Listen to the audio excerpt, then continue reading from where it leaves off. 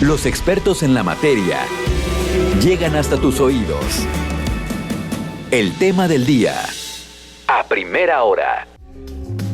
Bien, 9 de la mañana, estamos ya de regreso a primera hora a través del 94.7 de tu FM, y para mí es un gustazo, un placer reencontrarme con alguien que, bueno, yo sé que es muy, pero muy bueno en las áreas en las que se desempeña. Él es el doctor José Luis Palacios, que hoy viene a platicarnos acerca de los aranceles 2025, que es el nuevo muro comercial. Tocayo, José Luis, ¿cómo te va? Muy buenos días. Hola, Freddy, buenos días. Sí, efectivamente, ayer el día de la llamada independencia, como lo dijo el presidente de Estados Unidos. De la independencia, de la liberación. Sí. Qué barbaridad. Sí, fíjate que yo diría que primero poner en contexto, Freddy. En el 94 recordemos que se firmó el Tratado de Libre Comercio, y los países que no tenían este tratado impusieron aranceles. Arancel es como te pongo un impuesto que tienes que pagar a los productos norteamericanos. Países, sobre todo los tigres de Asia, o sea, Indonesia, Singapur, Corea. Y México, al tener TEMEC ahora, llamado así el libre comercio, no pueden poner aranceles. Lo que hizo Trump fue iniciar, en mi opinión, una nueva era, que es la era del proteccionismo y de acabar con los libres comercios, y por lo tanto proteger a su propia industria. Pero hay una lógica aquí en esto. Recordarás que en el 94, al iniciar esto, la inversión extranjera empezó a llegar apresuradamente a México. El caso de Guanajuato, por ejemplo, ¿no? Llegan armadoras, llega primero a Silao General Motors y después empiezan a llegar otras. Y con eso llega la proveeduría. Se forma un clúster, que en este momento es el más importante del país, un clúster automotriz, digamos una cadena de clientes proveedor. Es decir, estamos completamente dependiendo, 80% de importaciones y exportaciones como país, de este comercio con los Estados Unidos. Por lo tanto, esta política proteccionista, claro que nos pega, Freddy. Oye, a ver, entonces arancel, porque digo, para quienes no estamos muy familiarizados con este tipo de términos, sí es ponerle una cuota extra a algo que ya tiene un precio, y que en este caso que estamos hablando de los aranceles, esto va a varía del trato que va a tener Estados Unidos con un país, con otro y con otro. Así es. Por ejemplo, el contrabando, vamos a poner el caso del zapato chino, que nos afecta mucho en Guanajuato.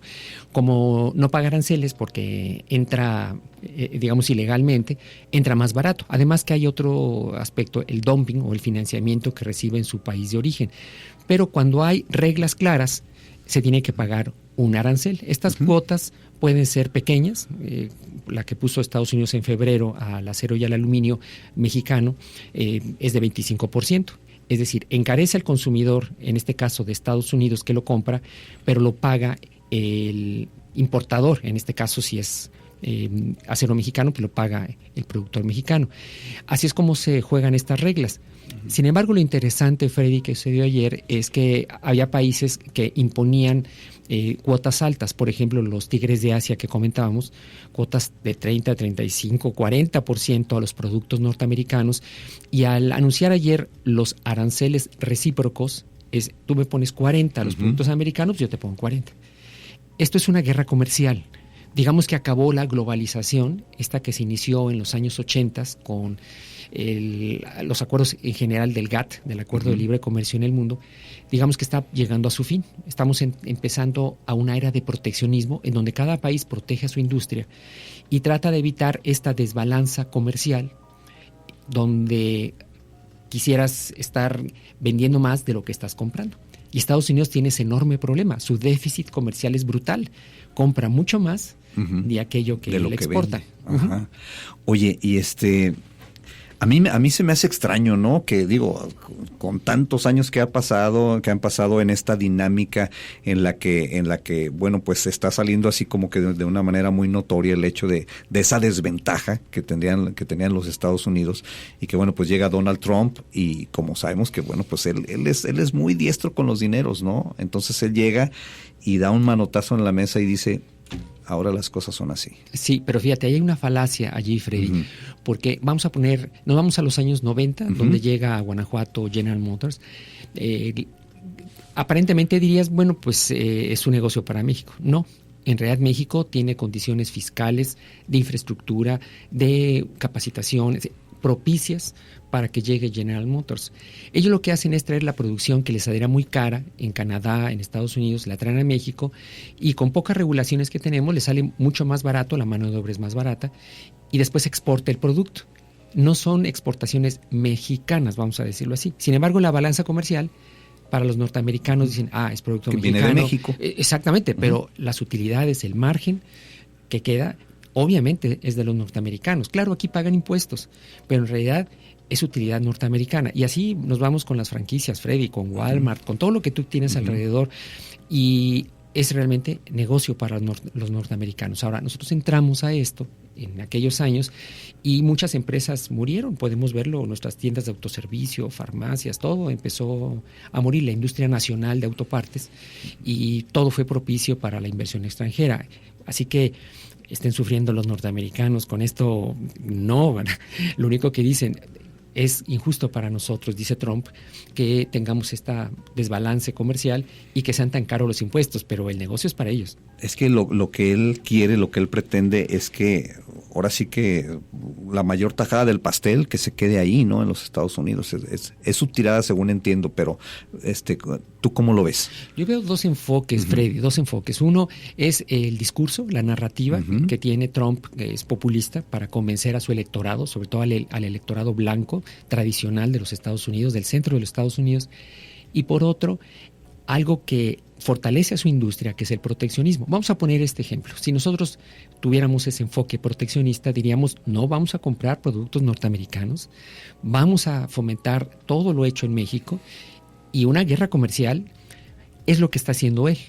Nada más que nosotros hace 30 años, Freddy, estamos inundados de productos extranjeros, de franquicias, de tiendas, vamos a hacer shopping en Estados Unidos, y entonces no es tan sencillo culturalmente para el mexicano que prefiramos lo que está hecho en México. Estamos ya muy acostumbrados a esa dinámica, ¿no? Sí, hay que poner en contexto. Trump tiene una economía que se ha estancado, que es ferozmente consumidora de productos, o sea, tiene los estándares de vida más altos y tiene, por lo tanto, un desbalance comercial. Ellos comen, tienen insumos que tienen que importar, tienen los niveles de consumo energético más altos de la humanidad y claro que su balanza comercial es negativa. Eso es lo que quiere hacer Trump, proteger a su industria, pero obviamente las grandes empresas que están ubicadas en países como México no les va a convenir.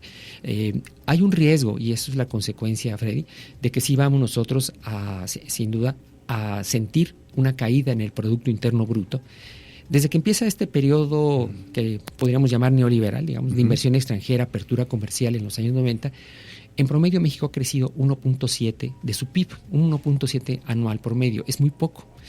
¿Qué es lo que va a pasar ahora con este proteccionismo norteamericano y probablemente la no renovación del TEMEC, del Tratado de Libre Comercio de Norteamérica? Que México tendrá que voltear a su consumo nacional, a la industria nacional, y que sustituyamos importaciones, sustituyamos productos que estamos comprando del extranjero y regresar a aquellos años en los cuales la industria nacional tenía competitividad. No tenemos otra alternativa, porque va a ser muy caro ahora aquellos productos, porque recordemos que lo que se anunció ayer es que los que no están en el catálogo del TEMEC van a tener un arancel 10% y no el 25% que se había anunciado, pero todo el mundo nos va a afectar porque el producto va a ser más caro. Supongo que el consumidor norteamericano no va a querer producto caro, generar una inflación tremenda para ellos, y entonces tenemos que empezar a reimaginar lo que hacemos como país después de estos 30 años de globalización. Tú ahorita mencionaste al TEMEC. ¿Qué crees que pueda pasar con esto? ¿Desaparecer, transformarse, cambiarle de nombre? Porque ya Donald Trump ya está haciendo críticas, ¿no? Severas. Por lo pronto lo que hizo ayer es que respetó el catálogo de productos del TEMEC y a los que no estaban incluidos les incluyó un arancel del 10%. Recordemos, un impuesto artificial, digamos. Y es probable que lo renegocie, es muy duro para negociar. Las economías son muy asimétricas, Freddy. El tamaño, solamente California tiene 5 veces el producto de todo México, para dar una idea, ¿no? Supongo que lo va a renegociar el año próximo, se va a poner muy rudo y México va a tener que voltear hacia el mercado interno. y hacia fortalecer el emprendimiento nacional, las cadenas nacionales, no hay otra alternativa, y buscar diversificar acuerdos de comercio con América Latina, quizás con los países orientales, ante el proteccionismo de Trump. Estamos iniciando una época que no nos imaginábamos, Freddy, después de 30 años de globalización. Es que fíjate que inició con un discurso muy agresivo Donald Trump, luego en algunos rubros se ha ido suavizando, pero ya estamos viendo cómo, sobre todo en el plano internacional, esto de los aranceles, ¿cuál es la tirada con esto? A ver. Es un discurso, como te había dicho. Uno es la narrativa y otro es en los hechos. Desde luego. Pero en los hechos ya están aplicando algunas medidas. Sí, desde luego. Pero en los hechos, la utilidad de las empresas norteamericanas en todo el mundo es altísima, Freddy. Sus bancos, sus industrias farmacéuticas, la industria de alta tecnología. Estamos nosotros utilizando software en todo momento, hardware, de patentes norteamericanas. Es decir, pobres no están, ni mucho menos. Ellos son la economía más próspera del planeta. Y es una parte de un discurso, Freddy. Desde luego, la industria automotriz quiere que regrese a Estados Unidos, pero el resto está aquí. Y el desafío, en mi opinión, es cómo los consumidores mexicanos volteamos. Voy a poner las tiendas de autoservicio. El gigante Walmart domina el 60% de las tiendas de autoservicio, y las cadenas mexicanas que existieron, la Comercial Mexicana, Soriana, Chedraui, pues tienen una participación muy marginal, y el consumidor mexicano ha ido acabando con ella por no comprar allí y preferir comprar en las cadenas norteamericanas. Pongo ese ejemplo. Entonces, si no respondemos como consumidores, al final estas grandes empresas con su alta rentabilidad norteamericanas van a seguir haciendo su jauja en países como México. Es decir, no hay una pérdida económica para los norteamericanos. Protegen a su economía, pero mantienen a sus empresas en América Latina, ¿no? Sí, es la estrategia. Oye, pero ¿qué sectores de la economía mexicana serían los más afectados con estas decisiones? Bueno, sin duda la automotriz, Freddy, porque el 60% en valor, no en volumen, sino en valor monetario, es la industria de manufactura. Y de esta el 80% va hacia los Estados Unidos. Pongo el ejemplo nuevamente de una empresa norteamericana que produce más barato en México y vende las camionetas en Estados Unidos. Ese esquema, desde luego que nos va a afectar, porque la caída en la demanda, vamos a suponer que es un 5 o 10%, que es lo que se prevé. En esa medida bajaría la facturación de las empresas y tendría que bajar el número de trabajadores, la parte proporcional en pagos a proveedores o en compras a proveedores, insumos nacionales o extranjeros. Desde luego que tiene un efecto importante. Los analistas apenas están haciendo aproximaciones a cuánto es la caída del PIB, del Producto Interno Bruto de México. Recordemos, en la pandemia fue de 8 o 10%. Hay estimaciones de 1 o 2% del PIB. Si México crecía a 1,5%, que es que prácticamente estaríamos entrando a un periodo recesivo, ¿no? Oye, ¿cómo podría responder México ante esta situación? Bueno, la Presidenta de la República ha tratado, y ojalá lo siga haciendo, de evitar divisiones, como siempre lo hacía su antecesor. Porque se habla de un plan, ¿verdad? Pero no lo tenemos así como que muy bien, que no lo tenemos claro. Desde el 20 de enero que llegó Trump, la presidenta Sheinbaum ha avisado, propuesto este plan de reactivación, este plan México, y sí tiene mucho enfoque hacia las cadenas productivas nacionales, pero en mi opinión el principal es el consumidor, Freddy. O sea, así como hace un consumidor norteamericano que compra la idea Trump de consumir el producto norteamericano, nosotros tendríamos que regresar a preferir los productos mexicanos, porque nos están haciendo guerra comercial, Freddy, no es cualquier cosa. Y el consumidor tendría que responder y decir, bueno, si tengo calidades iguales, voy a preferir el producto mexicano comparado con uno norteamericano, ¿no? Porque nos están haciendo guerra y está de por medio de los trabajos. Ojalá que esto lo hagamos, pero eso sí depende de nosotros, no solamente del gobierno. El gobierno federal y el gobierno de Guanajuato, me parece, sí están en la posición correcta, van a apoyar a la industria, están dando la batalla en los paneles internacionales y nos tenemos que preparar para el inminente fin del TEMEC, probablemente el año próximo. Oye, y en esta guerra comercial, ¿qué papel juega o tendrá que jugar la diplomacia? Aquí hay intereses, Freddy, no creo que haya mucho espacio para ello. En realidad, el tratado está vigente, el de libre comercio, y las empresas están asentadas aquí. Así que, ¿cómo tú dejas de invertir en México cuando hay inversiones multimillonarias de empresas norteamericanas en México. Somos en buena parte dependientes en cadenas de suministro, en franquicias, por ejemplo, en tecnología, en software, en plataformas, en redes sociales, en todo estamos pagando tributo, estamos pagando impuestos a los norteamericanos. Entonces, bueno, ¿qué crees tú cómo se deberían de diversificar los mercados para reducir esta dependencia, ¿no?, de los Estados Unidos? Lamentablemente, por el lado de la manufactura es complejo, porque estas cadenas se rompieron hace muchos años, ya no producimos aviones, vehículos nacionales, ¿no? Y hay alternativas en el sector de servicios, por ejemplo, en el turismo, que es el que más se ha discutido en estos meses, que se tendría que seguir fomentando las ventajas competitivas de la industria, aunque sabemos que el 80% son industrias extranjeras, ¿no? Europeas, muchas de ellas, pero las alternativas están sin duda, en mi opinión, en el sector de transformación no ligado al sector automotriz, donde podemos todavía en México, en el caso por ejemplo de Guanajuato, ya hay algunos desarrollos incipientes en Querétaro, en la industria aeronáutica, en Guanajuato, en la metalmecánica, en la industria farmacéutica.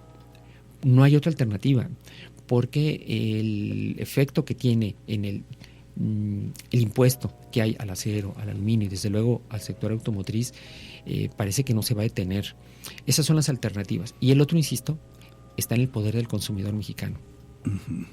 Oye, y hay muchas pymes que no están ligadas, por supuesto, a la industria automotriz. ¿Cómo es que deben de prepararse para enfrentar estos nuevos desafíos?